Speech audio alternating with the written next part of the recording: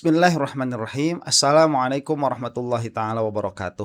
Alhamdulillahirabbil alamin wa sallallahu ala sayyidina Muhammadin wa ala alihi washabihi wasallam. Amma ba'du. Permasalahan ijazah sekarang sudah bergeser ke ijazahnya Roy Suryo, dan ini sudah menjadi sorotan nasional karena Kompas juga sudah membawa permasalahan ini ke ranah nasional ya. Ada perbincangan antara Bill of Sight dengan Mikhail Sinaga. Itu nanti akan kita lihat ya. Hanya sebelum itu, Mas Roy itu menunjukkan dengan elegan bagaimana caranya apabila ada tuduhan-tuduhan miring. Yang mana tuduhannya kepada Roy Suryo itu sebetulnya bukan tuduhan kepada Roy Suryo. Itu adalah tuduhan kepada UNJ karena tidak konsisten dengan aturannya sendiri. Dan harus kita ingat bahwa itu adalah peraturan lokal ya, peraturan rektor. Yang mau dipakai ya terserah dia, nggak dipakai ya terserah dia. Karena tidak memiliki ketentuan hukum yang mengikat. Itu bedanya ya dengan undang-undang. Misalkan pidana atau ya pidana apa undang-undang pidana misalkan KUHP. Itu perbedaannya ya. Atau undang-undang ini lalu lintas misalkan. Nah, itu mengikat. Itu pun coba lihat ya, undang-undang lalu lintas itu saat tertangkap misalkan tidak membawa SIM, kemudian tidak berhelm misalkan begitu ya, itu kan tidak mesti ditilang juga. Kadang-kadang hanya diberikan teguran. Apakah polisi yang memberikan teguran saat seseorang tidak membawa helm, tidak membawa SIM atau tidak memakai helm itu pada akhirnya melanggar aturan mereka sendiri? Ya kan tidak. Nah itulah, jadi si Bill ini ya harus belajar banyak. Nah, sebelum ke situ ya, berbeda dengan ijazahnya Jokowi. Ijazahnya Jokowi itu jelimet sekali. Roy Suryo kemarin datang ke UNJ ya, ngobrol dengan rektorat. Sepertinya itu petugas rektorat ya, di kantor rektorat itu. Itu ngobrol, itu akrab ya, ngobrol biasa, kemudian menunjukkan lah, ini loh saya di sini sekolah lama begitu. Jokowi mana ada datang ke UGM, ke rektorat, kemudian ya seperti gesturnya Roy Suryo lah, tidak ada kan. Malah dia itu bawa orang ya, bawa saksi. Saksinya juga saksi apa begitu, nggak jelas. Nah, ini saya kemarin membuat video mengenai Dian Sandi karena dia itu yang pertama kali mengupload, yang mana saya punya sangkaan begitu ya.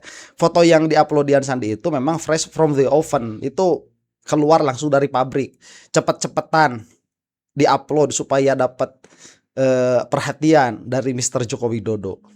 Sebelum ke permasalahannya Bill sama siapa Mikhail, kita dengarkan dulu ini perkataan Dian Sandi ya, yang siap katanya menjadi saksi.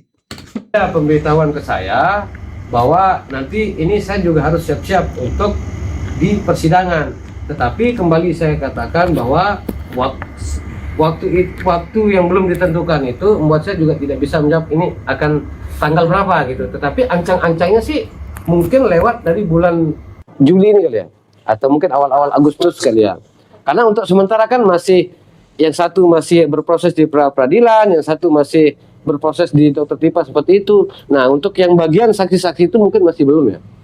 Ya, mungkin nanti ke depan. Tapi 100% saya sudah siap memberikan keterangan. Sudah siap berarti bertemu dokter tipa dan semua yang CS. Bahkan jika ada mereka berkumpul 1.000 orang, saya akan datangi 1.000 orang. Tidak ada urusan siap ada siap. Saya sangat siap dari awal. Berarti siap membuktikan asal ijazah Jokowi di persidangan seperti itu. Itu bukan kapasitas saya untuk membuktikan bahwa ijazah tersebut palsu ya atau asli ya. Tetapi itu tugas dari institusi lain. Keceplosan. Karena memberi petunjuk lah. Karena sebenarnya itu kan sudah ada di jaksa penuntut umum nanti, data-data ijazah apa sudah ada di mana, mereka lah akan membuktikan putusan pengadilan itu. Saya hanya akan menjelaskan kenapa saya menyampaikan bahwa ijazah itu asli sesuai dengan pertanyaan-pertanyaan yang diajukan oleh mereka nanti. Di situ aja mungkin posisi saya. Mas mau tidak mau nanti mungkin ada pertanyaan JPU terkait dari manakah Mas Dian dapatkan ijazah itu tersebut. Diberikan oleh wartawan cumi-cumi.com. Enggak. Nanti saya akan jelaskan dari mana sumber saya mendapatkan file tersebut. Saya akan jelaskan dan itu sudah tertuang di dalam BAP saya. Tunggu sebentar, nanti pasti akan dibuka oleh persidangan. Akhirnya di persidangan sudah dibuka semua dan pihak yang menyerang Pak Jokowi masih tetap tidak terima, belum puas dengan apa yang disampaikan nanti dengan para saksi akan hadir gimana Pak? Kan begini, pengadilan itu kan bukan untuk memuaskan orang, tapi memberikan rasa adil kepada orang, kan begitu. Apapun nanti yang akan saya sampaikan itu tertuang di dalam BAP yang mungkin saya akan disumpah juga secara agama gitu, maka saya harus mempertanggungjawabkan lahir batin. Itu memang yang terjadi sebenarnya gitu. Jadi saya nggak ada urusan dengan mereka puas atau tidak. Saya akan sampaikan apa adanya sesuai dengan yang tertuang di dalam BAP saya. Mengenai mereka menerima atau tidak itu bukan urusan saya. Oke? Oke. Sip. Thank you. Apa? Ini kan sebenarnya yang dilaporkan adalah pencemaran nama baik. Ya, Ijazah, pencemaran nama baik segala macam. betul. Mas Dian melihat case ini sampai proses pengadilan. Sia-sia. Oh enggak.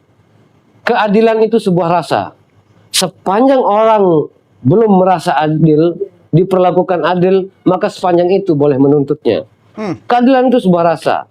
Kalau ada orang yang merasa dicemarkan nama baik, maka beliau akan menuntut keadilan itu. Siapapun itu. Mbak juga kalau misalkan ada yang mencemarkan nama baik Mbak merasa itu kurang adil diperlakukan seperti itu, maka Mbak akan menuntut sampai kapanpun. Sistem hukum kita memberikan ruang untuk menuntut itu sampai mendapatkan rasa keadilan. Makanya ada banding, makanya ada tahap-tahapannya.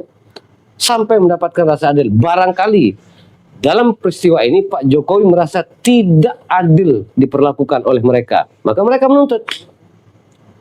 Oke. Oke? Terakhir, Thank you. Apa? Pesan untuk masyarakat yang mengikuti kasus ini apa sih pesan moral? Saya sekali lagi berpesan seperti yang sudah saya pesankan di beberapa teman-teman juga yang lain bahwa ayo kita ikuti persidangan ini seperti yang sudah mereka minta dari awal. Kita hormati putusan hukum nanti ke depan, tetapi ada satu hal yang paling penting di sini adalah ada edukasinya, ada pembelajarannya, agar ke depan kita tidak mudah terpancing oleh hoax, kita tidak mudah terpancing oleh provokasi narasi-narasi yang kira-kira memecah belah, agar ke depannya kita bisa betul-betul setiap ada kasus yang seperti ini benar-benar bisa mendapatkan pelajaran yang besar dari peristiwa yang sekarang. Jadi apapun yang terjadi ke depannya kita ikuti semua proses hukum ini, kita simak dengan baik semua prosesnya yang akan berjalan. Entah berapa ratus kali akan persidangan, kita ikuti. Terima kasih. Oke, sudah selesai itu ya. Si Dian Sandi ini on. Nih ya Dian Sandi, di kita itu meskipun namanya itu keadilan, tetapi pengadilan itu, meskipun namanya itu pengadilan ya, tetapi pengadilan itu bukan untuk memenuhi atau memuaskan rasa keadilan. Sebagaimana dikatakan tadi, keadilan itu adalah sebuah rasa. Nah, pengadilan itu bukan memberi kepuasan, tetapi memberi rasa keadilan. Salah, di kita itu bukan memberi rasa keadilan, memberi kepastian hukum. Makanya pahami dulu ya, negara kita itu civil law, bukan common law. Yang mana harus ada aturan dulu, baru di situ ada pelanggaran atau tidak ada pelanggaran. Lah makanya pengadilan itu sebagai sebuah tempat untuk memastikan apakah pelanggaran itu terjadi atau tidak. Nah, rasa keadilan yang ada itu harus ikut terhadap sistem yang ada, yaitu sistem kepastian hukum. Makanya Jokowi ini mau bagaimanapun dia sudah tidak akan bisa memastikan ijazahnya asli, udah nggak bisa, karena kepastian itu sudah tidak akan bisa tercapai karena orang-orang yang dari awal dia akukan misalkan sebagai pembimbing skripsi ternyata tidak mengakui yang bersangkutan. Itu sudah sebuah kepastian. Mau gimana itu dirubah ya? Nggak bisa. Baik, sudahlah, itu jelas ya, dalam pengertian apa, kita melihat bahwa ijazah itu tatkala dia palsu ribet sekali untuk membuktikannya. Roy Suryo nggak perlu saksi ya, kemudian nanti bersaksi di persidangan bahwa ijazah saya asli, nggak perlu, datang saja sudah ke WNJ, kemudian lakukan apa yang dilakukan sebagaimana Roy Suryo melakukan, selesai permasalahan ya. Tidak ada buntutnya begitu, tidak ada sisanya. Nah, inilah yang cacat dipahami oleh si Bill of Rights. Dan ternyata kita mendapati bill of site ini hanya menjadi alat. Jadi dia itu diperalat oleh orang yang sedari awal sudah menyatakan diri keluar dari perjuangan Roy Suryo. Nah, kita sudah melihat beberapa orang seperti itu ya. Yang all hail yang mulia Udin, itu juga belum saya bahas lagi ya. Aduh, nantilah insya Allah besok lusa mudah-mudahan ya. Ini kita akan saksikan dulu nih perbincangan antara bill of site dengan Mikhail Sinaga. Saudara, tiba-tiba kubu Jokowi mempertanyakan soal keabsahan ijazah S3 Roy Suryo karena dinilai cacat akademik, saudara. Ijazah tersebut menurut peraturan rektor UNJ harus dicabut karena saat ijazah dikeluarkan, Roy Suryo sudah dijatuhi pidana penjara. Apakah ini ancaman serius bagi Roy atau hanya serangan balasan biasa? Kita bahas bersama dengan Ketua Gibranisti yang melaporkan Roy Suryo, Bang Taufik Bilfaqih, yang akan bergabung melalui sambungan Zoom, dan sudah hadir di studio Menara Kompas ada konten kreator yang juga merupakan simpatisan dari Roy Suryo, Bang Michael Sinaga. Selamat petang, Bang Michael. Siap, selamat petang, Bang. Saya juga yang menyapa Bang Taufik. Disebut konten kreator itu jurnalis, Oon.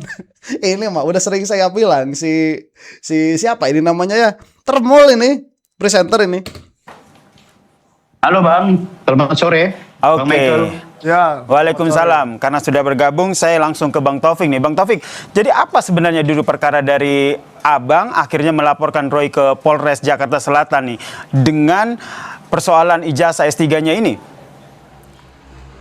Ya, pertama perlu dibedakan dulu persoalan ijazahnya Mas Roy atau gelar doktornya Mas Roy dengan laporan saya ke Polres Metro Jakarta Selatan. Tapi memang ini ada kesinambungannya, mengingat ini buntut dari konferensi pers yang dilakukan oleh Roy Suryo bersama kawan-kawan, yang kemudian menurut saya akhirnya ada hal yang nampaknya baik itu bentuk tuduhan, fitnah, pencemaran nama baik, merusak kehormatan saya secara pribadi, yang akhirnya kemudian saya laporkan ke Polres. Bagian fitnahnya di mana, Bang?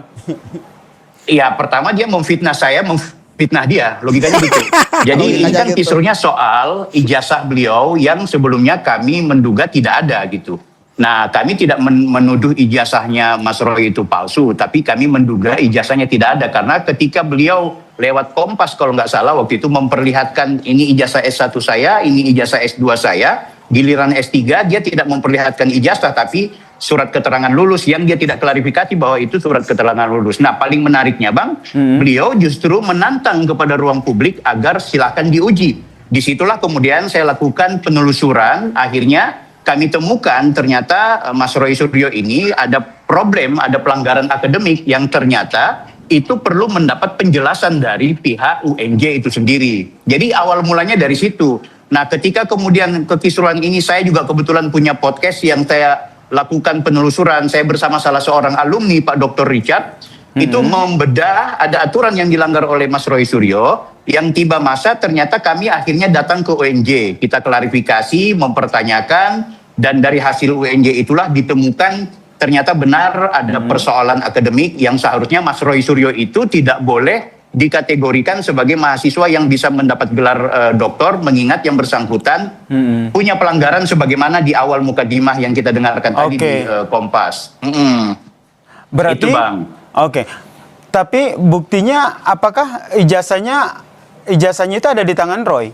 Ini gimana jadinya menurut Anda? Ya, sebelumnya kan dia tidak pernah memiliki ijazah dari S3. Nah, ketika kami ke UNJ diakui oleh pihak program Pasca Sarjana bahwa beliau tidak mengambil ijazah karena tidak mengikuti wisuda bahkan. Walaupun Mas Roy sendiri mengklarifikasi ada dokumentasi beliau ikut wisuda. Kalau soal itu benar salah itu kembali ke pihak UNJ. Kenapa beliau tidak memiliki ijazah? Karena memang beliau tidak mengirimkan disertasinya. Makanya disertasinya waktu kami lakukan penelusuran di website tidak ada. Nanti setelah kami datang ke kampus UNJ, tiba-tiba ijazahnya sudah didapatin, kemudian tiba-tiba disertasinya udah muncul di website. Tapi Bang, saya mau klarifikasi ya. Apa kita itu? Bukan bicara soal itu ijazah sah atau tidak. Tapi itu ijazah asli atau tidak. Dan UNJ sudah memastikan dia sah. Lulus dari UNJ. Tapi kenapa? Tapi Bang Taufik, kenapa akhirnya Anda menuntut UNJ untuk menarik kembali ijazah itu? Oon. Tapi jangan dijawab dulu. Saya mau minta tanggapan dulu dari Bung Michael yang sudah ada di sini. Jadi menurut Bang Michael Sebentar ya, coba lihat. Oonnya ini si Bill luar biasa. Amit aing mah. Amit Bill. Itu apa dikatakan ini adalah ada laporan. Jadi bedakan antara laporan si Bill ke Polda Metro dengan bukan Polda Metro ya, ke apa Jakarta Selatan dengan permasalahan ijazahnya Roy Suryo.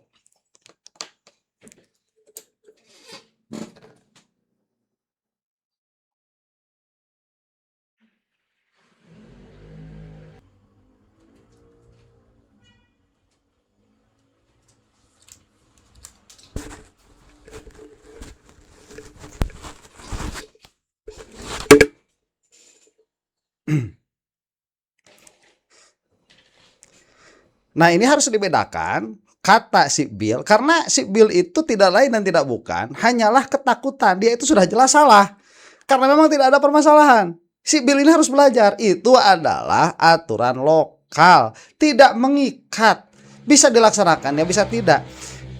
Waktu saya mendapatkan beasiswa ke Surabaya itu ada aturan apa namanya dari Kemendag saat itu, tidak boleh menikah ya selama mendapatkan beasiswa begitu ya, selama mendapatkan beasiswa. Saya menikah semester 3 itu. Semester 3 saya menikah. Waktu ditanya saya bilang begini, "Pak, masa orang pacaran dibiarin, orang nikah nggak boleh?" Saya bilang seperti itu. Akhirnya mereka diam. Ya saya nggak diberhentikan juga beasiswanya tuh. Biasa aja. Bill Oon. Aduh. Nah ternyata dia takut begitu karena Roy Suryo ini standing posisinya jelas, Roy Suryo akan menang kalau sampai mempidanakan si Bill. Nah akhirnya si Bill ini duluan lah dia ya pakai polisi itu sebagai kebiasaan para termo. Ini kita akan saksikan dulu Mas Mikael sendiri, apakah ini tudingan serius atau hanya cari-cari kesalahan dari Roy aja? Ya, saya kenal dekat dengan Richard Huta-Julu yang dimaksud ini. Dulu Richard. dia memberikan beberapa data ke saya supaya membantu saya mencari ijazah Bapak Joko Widodo dan Mas Gibran Rakabuming Raka. Yang katanya satu di UGM, satu di UTS InSearch katanya. Kita belum buktikan itu ya. Nah, kalau yang ini, Bang Richard ini beberapa waktu lalu pernah WA ke saya, izin saya menyeberang, pindah perahu. Nah, itu kata-katanya. Jadi maksudnya Itu real, artinya saya bisa apa tanggung ini? jawab. Jadi Nah, artinya jadi dia apa? bilang, Itu nggak relevan lah Bang dengan urusannya iya. saya secara personal. Oh, itu enggak, penting Anda kan menyebut informasinya. nama Richard tadi. Bang, jangan potong saya, Bang.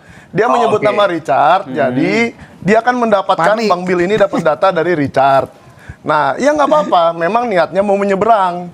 Ada seseorang yang niat mau menyeberang, dan ya mungkin Bang Bill ini dipergunakan, dimanfaatkan. Nggak apa-apa, it's okay, no problem. Itu betul. Nah, sekarang mereka sudah dibuktikan bahwa Roy Suryo punya ijazah, ada disertasinya, semuanya lengkap. Bahkan dokumentasinya banyak. Oke, jadi balik lagi ke pertanyaan saya. Jadi Anda Iya. membaca ada motivasi apa? Hanya mencari-cari kesalahan atau ada hal lain? Ya, ini mungkin ujian untuk bergabung mungkin untuk si Richard itu.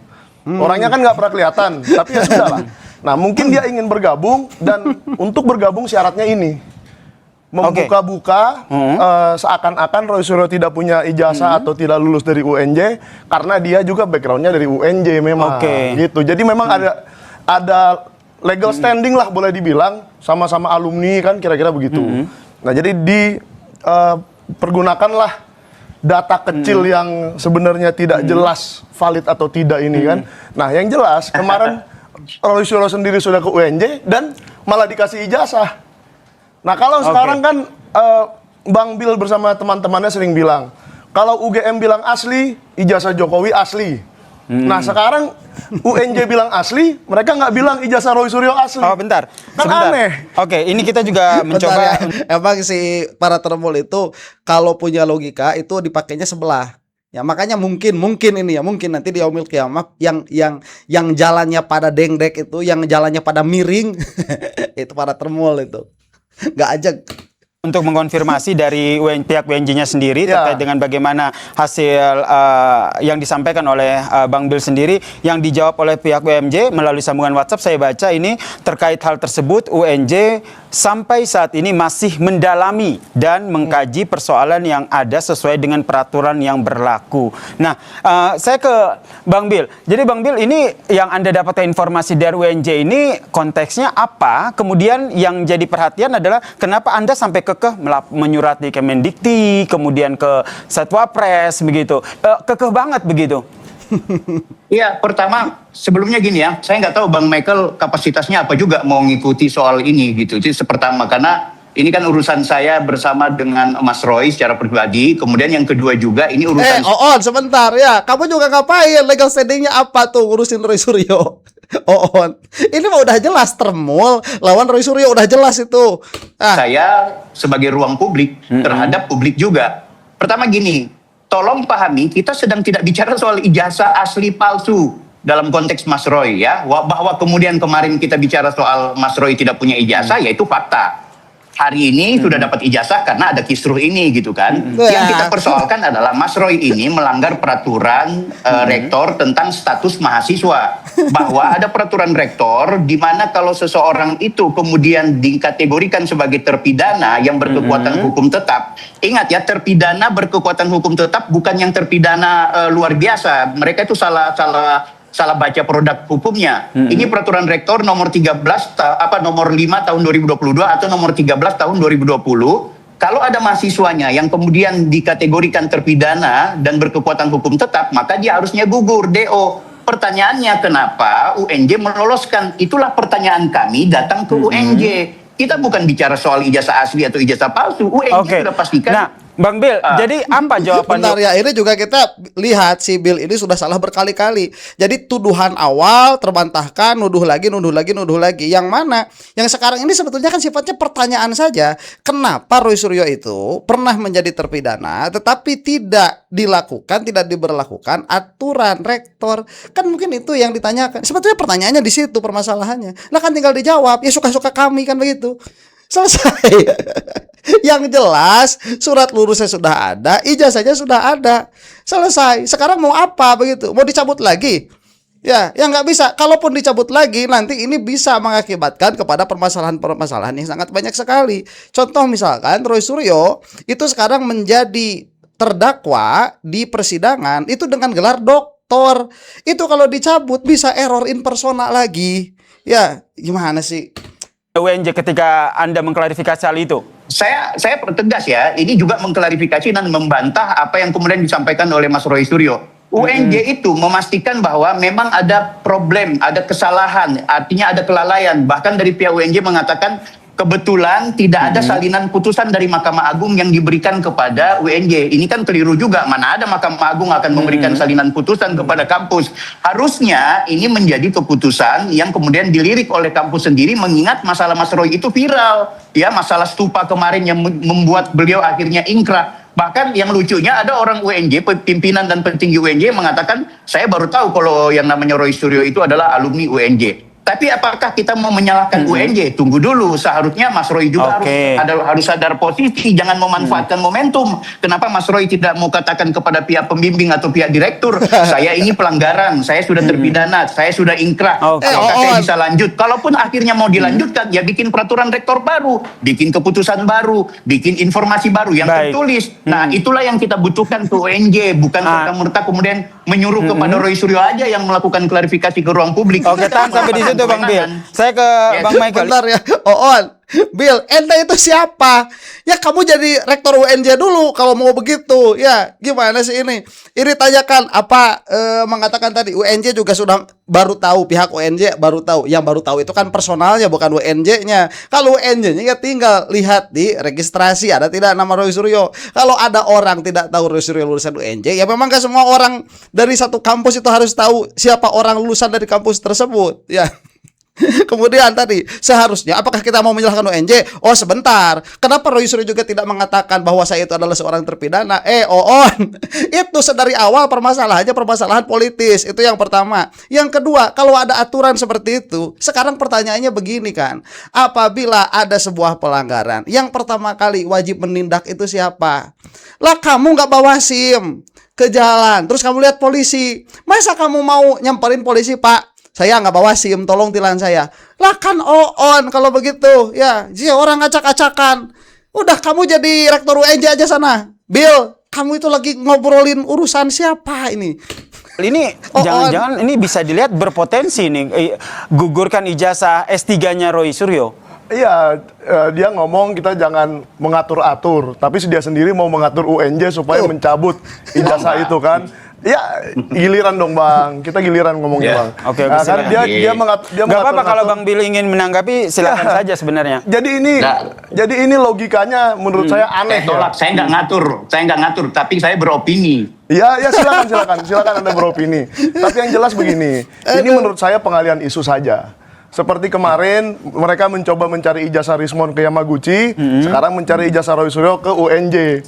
Padahal ini semua iya silakan, saya nggak mau menyentuh itu. Tapi ini sudah menjadi pembicaraan publik yang tidak sehat menurut saya. Ngapain kita mempersoalkan masalah seseorang yang tidak menjadi pejabat publik? Ya. Ijazah Jokowi itu kita persoalan karena pejabat publik. Gibran itu dipersoalan karena pejabat publik. Roy Suryo waktu menteri udah S3 belum? Di UNJ? Belum. Nah, ini langsung kita tanyakan ke Bang Bill. Bang Bill, ini itu menarik nih. Ya, ijazahnya nggak dipakai. Menarik karena kata Bang Michael ini bukan pejabat publik, tapi ngapain diulik-ulik nih? Iya. Bang Bill. Roy Suryo adalah pejabat publik yang menggiring publik untuk mempercayai dia, ya. Dia figur publik loh, dia figur publik yang menggiring publik untuk mempercayai dia bahwa ijazahnya Pak Jokowi palsu, Gibran bermasalah. Kita disuruh percaya sama orang yang ternyata punya masalah secara akademik. Begitu juga waktu itu Rismon. Energi kita itu dipertontonkan untuk mempercayai orang yang ternyata dia punya masalah akademik juga. Bang Bill. Pertama aja. Yes. Bang Bill. Jadi kalau seandainya disederhanakan sebenarnya motivasinya apa? Akhirnya ijazah S3 ini, S3-nya Roy Suryo akhirnya diusut oleh Anda itu sebenarnya apa?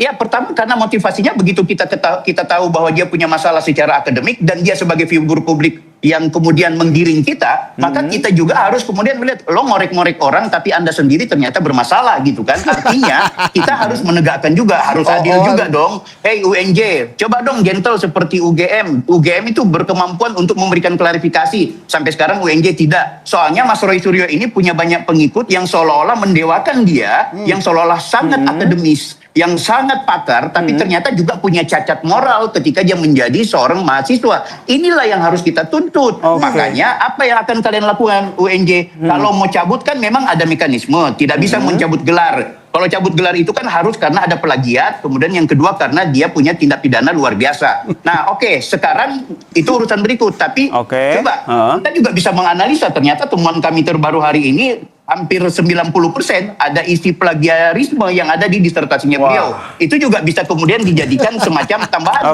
Silakan Bang Michael. Bill, ente itu siapa? Pembimbingnya Roy Suryo. Ya, ini gimana sih? Kami juga menemukan lah ente siapa? Ini dikatakan memang Roy Suryo bukan pejabat publik, tapi dia itu public figure. Loh, kita ini negara dengan kepastian hukum, yang bisa menggugat atau mempertanyakan ijazah, itu ijazah milik pejabat publik, bukan figur publik, bukan public figure. Ya, pada akhirnya apa? Ini kan hanya menjadi hanya menjadi buih-buih tak karuan saja. Makanya kalau kembali Mas Michael ini mengembalikan ini kepada perselisihan antara Termul dengan Roy Suryo, ya memang itulah yang terjadi ya. Karena masalahnya orang Indonesia apalagi para Termul itu tidak pernah sulit memahami permasalahan. Jadi inti permasalahannya adanya di mana? Makanya tadi ditanyakan sama presenternya ini. Jadi ini inti permasalahannya di mana? Inti motivasinya di mana? Lah kan akhirnya kembali kepada perseteruan antara Termul dengan Roy Suryo tuh. untuk kemudian mempertimbangkan. Jadi ini bukan soal, sudah urusan Pak Jokowi kan udah dihukum tuh, sudah silakan. Nah sekarang ada masalah publik lainnya, yaitu sebagai figur publik, seorang Roy Suryo juga punya masalah secara akademik yang saya bayar pajak, di mana UNJ itu ada APBN, ada APBD di sana, ada uang negara, saya juga bayar begitu. Kan seperti itu yang mereka lakukan terhadap Pak Jokowi. Sekalian ini bisa konfirmasi nih, ini nggak ada kaitan. Bentar, Bil, kalau begitu Maya, kamu juga pakai pertalit. Kamu pakai pertalit, saya juga bisa ngorek-ngorek permasalahan kamu. Kenapa? Karena di situ ada uang APBN, di dalam uang APBN ada uang saya. Nggak begitu cara bernarasi di publik dengan negara hukum itu, nggak begitu, Oon. Tadi dia bilang ya, saya itu tidak ngatur-ngatur, ini hanya beropini loh. Di dalam permasalahan Roy Suryo beropini tidak boleh. Ya, dalam permasalahan ijazah Jokowi di sini beropini boleh. Kita kan menginginkan keajegan berpikir saja. Kemudian tadi bilang publik ini bukan pejabat publik. Oh iya, tapi public figure, ya udah beda itu permasalahannya, Bill Oon ya. Udahlah ini mah. Saya cuma melihat saja seperti ini ya. Orang tuh kalau sedari awal tidak ajak dengan pikirannya, dia akan kemana-mana. Seperti yang mana kita dengar barusan ya. Coba apa inti yang dikatakan sama si Bill Offside itu. Cuman yang saya mau memperlihatkan begini saja. Perbedaan ya antara ijazah itu yang asli dengan yang palsu. Udah begitu saja. Kalau kita kan sedari awal permasalahan di situ, yang asli dengan yang palsu. Roy Suryo mau bagaimanapun asli, sudah selesai. Si Bill saja tidak mau masuk ke dalam permasalahan itu karena dia sudah offside memang betul-betul. Yang asli gampang datang ke mana namanya ke ke kampus, kemudian mempertanyakan hal itu, kemudian meminta permasalahan-permasalahan yang memang bisa mengantarkan kepada kejelasan ijazah itu memang asli. Dokumentasi wisuda selesai. Ya, itu di dalamnya ada masalah. Udah, itu bukan urusan kampus. Bukan urusan saya begitu. Nah, sekarang Jokowi mana ada menunjukkan ijazahnya, kagak ada. Apalagi datang ke UGM. Sebagaimana Roy datang ke UGM, nggak ada. Ini di hadapan publik yang akhirnya terbuka begitu. Dan kalau si Bill ini memang dipakai sampai yang namanya Richard tadi, ya itu memang apa yang terlihat. Demikianlah, mudah-mudahan kita semua ada dalam maghfirah Allah Subhanahu wa taala. Termul mudah-mudahan cepat binasa, untuk Anda yang bukan termul, wallahu taala a'lam bissawab. Assalamualaikum warahmatullahi taala wabarakatuh.